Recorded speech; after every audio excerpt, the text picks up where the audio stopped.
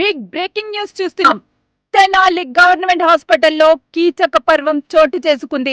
Government హాస్పిటల్లో working women sanitise workers ని లైంగికంగా వేధిస్తున్న సూపర్వైజర్ కేవలం ఎస్సీ ఎస్టీ మహిళల్నే టార్గెట్ గా చేసి ఇబ్బంది పెడుతున్నారని బాధితులు ఆరోపిస్తున్నారు.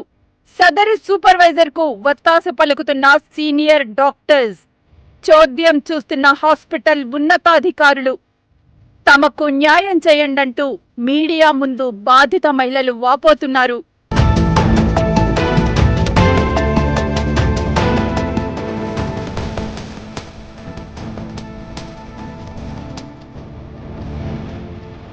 నా పేరు మేరీ సార్. నేను ఇక్కడ శానిటైజర్ వర్కర్గా పనిచేస్తాను. అయితే నాకు 45 సంవత్సరాలు. ఎన్ని సంవత్సరాల నుంచి నేను ఒక 3 ఏళ్ళ నుంచే, గత 3 ఏళ్ళ నుంచే చేస్తున్నాను సార్.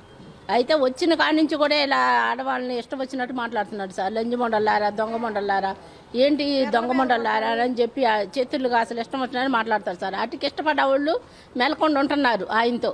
మాకైతే మాత్రం అలా మాట్లాడతాం మాకు ఇష్టం లేదు సార్. మమ్మల్ని ఇష్టం వచ్చినట్టు మాట్లాడుతుంటే అప్పుడు కూడా ఇక్కడే ఎవరో ఒకళ్ళు ఫోన్ మాట్లాడుతున్నారని చెప్పి ప్రతి ఒక్క ఫోన్లు తీసుకొని ఆఫీసులో పెట్టి రూమ్లో పెట్టేస్తున్నాడు. అలాగే ప్రతి ఒక్కళ్ళం పెడుతున్నాం సార్ రూమ్లో.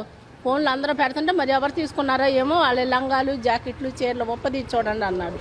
ఒప్పదీసి చూడమని అందరి అలా ఒప్పదీసి చూస్తుంది. ఒక సూపర్వైజర్ మేడం ఉంది, అందరి ఆమె పేరు వాణి మేడం సార్. ఒప్పదీసి చూస్తుంది అందరి. అలా చూస్తే వచ్చి లంగా ఒప్పదీయండి, చీరలు ఒప్పదండి. ఈ చీరలో లంగాలు జాకెట్లు ఒప్పదీసేది ఏంటమ్మా, నువ్వు వాడదానివి కాదా అని నేను అడిగాను సార్.